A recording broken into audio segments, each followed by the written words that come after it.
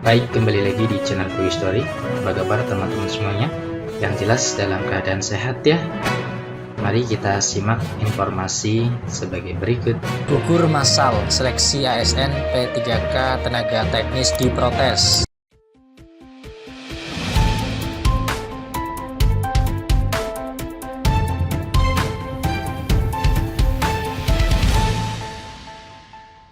Saat ini hal itu hanya menjadi angan-angan dengan banyaknya kekosongan formasi setelah pelaksanaan seleksi kompetensi pendidikan teknis, di mana fakta dan kenyataan yang terjadi di lapangan secara presentasi dan rata-rata peserta gagal memenuhi passing grade atau PG yang dipersyaratkan hanya. Oke, untuk informasi kaitannya dengan persyaratan P3K teknis tahun 2022 bagi yang tidak memenuhi passing grade, ini ada pertanyaan dari teman-teman semuanya.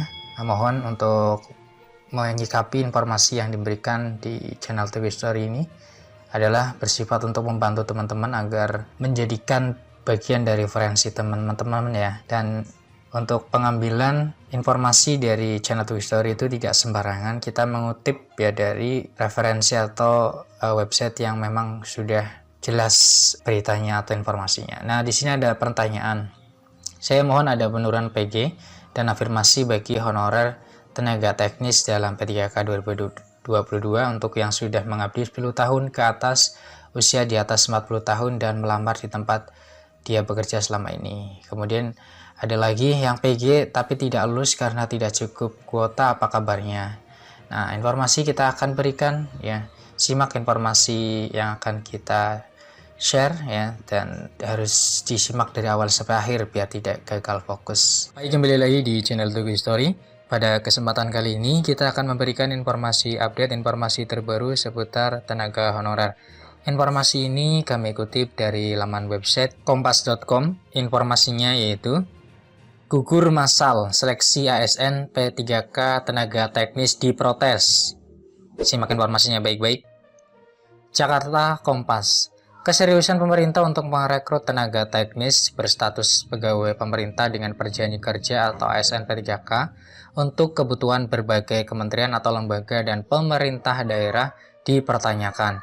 Ribuan peserta seleksi ASN P3K tenaga teknis tahun 2022 gugur massal sehingga menyisakan formasi kosong yang besar. Di sisi lain, ada kebutuhan besar di berbagai kementerian atau lembaga. Protes pun ditayangkan ribuan peserta seleksi tenaga teknis P3K tahun 2022 yang bergabung dalam Persatuan Tenaga Teknis Indonesia atau PTTI kepada Menteri Pendayagunaan Aparatur Negara dan Reformasi Birokrasi. Mereka merespon pengumuman yang dikeluarkan oleh Badan Kepegawaian Negara atau BKN yang menunjukkan fenomena terjadinya gugur massal peserta secara nasional.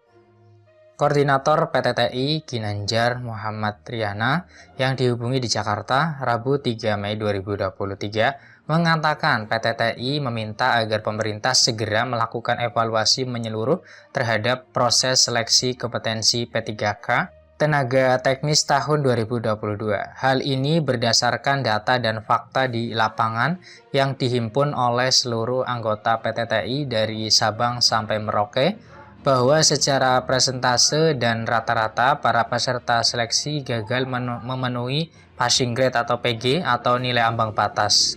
Kami meminta adanya sistem perankingan bagi peserta seleksi yang tidak lolos PG agar dapat mengisi formasi jabatan yang tidak terisi.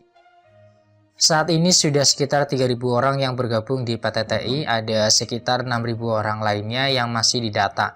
Para tenaga teknis ini antara lain arsiparis, pranata hubungan masyarakat, pranata komputer, analisis kebijakan, dan analisis perencanaan.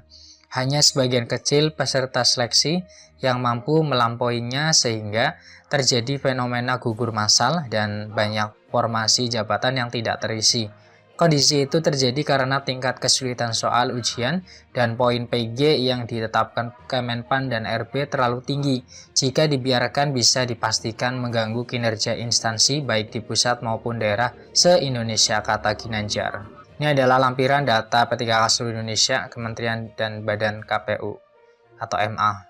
Di sini datanya presentasi kelulusannya masing-masing instansi masih rendah ya, dan rata-rata kelulusannya adalah 28,88% dari seluruh instansi yang ditampilkan ini.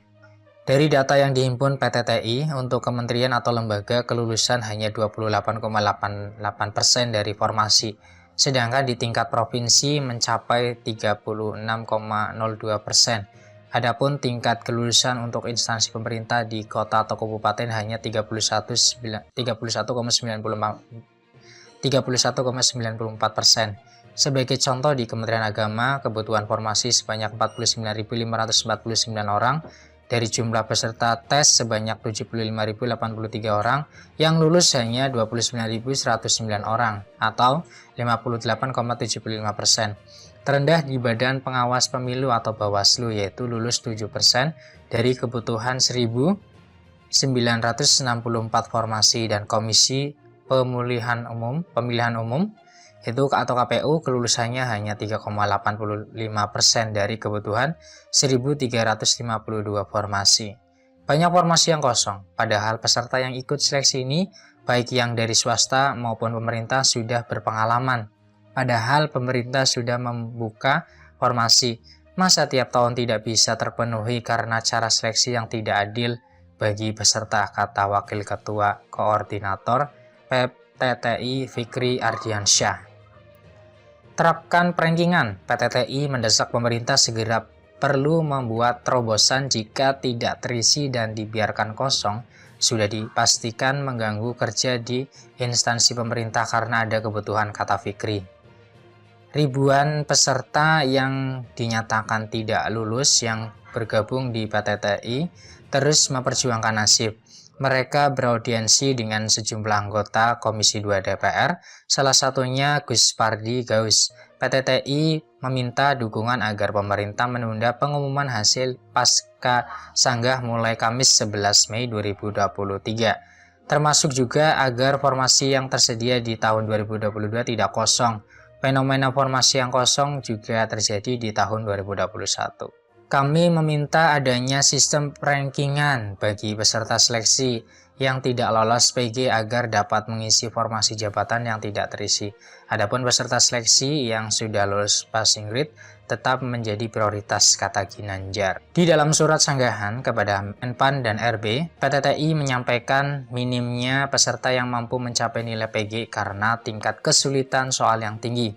Soal yang diujikan tidak cukup sesuai dengan materi pokok dan kisi-kisi yang tertuang di dalam surat edaran Menpan dan RB nomor P/275-M.SM.01.00/2023. Selain itu, soal yang diujikan tidak cukup merepresentasikan tugas jabatan fungsional yang dilamar peserta. Tingkat kelulusan seleksi P3K teknis yang rendah tahun 2022 membuat minimnya jumlah penambahan pelayan publik yang akan menjalankan fungsi roda pemerintahan dalam mewujudkan agenda pembangunan nasional tahun 2020 sampai dengan 2024, ujar Ginanjar. Demikian informasi yang bisa kami share, semoga bermanfaat, tetap semangat dan optimis ya, dan selalu berdoa. Terima kasih atas perhatiannya. Dukung selalu channel Teguh Story, caranya dengan like, subscribe, dan komentar ya. Silahkan bagi teman-teman yang request informasi yang belum diketahui atau yang belum didapat informasi lengkapnya, bisa di kolom komentar. Terima kasih, see you next time. Assalamualaikum warahmatullahi wabarakatuh.